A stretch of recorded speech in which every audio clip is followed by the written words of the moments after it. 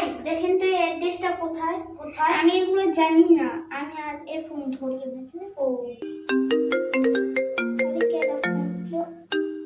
আরে দোস্ত, হ্যালো দোস্ত, আর কি খবর? এত ভালো। ভাত খাইছত? কি দিয়া খাইছত? রোস্ট? ও আমি আমি তো ভাত খাইছি। কি দিয়া? মাছ দিয়া খাইছি আমি ভাত। আচ্ছা রাখ।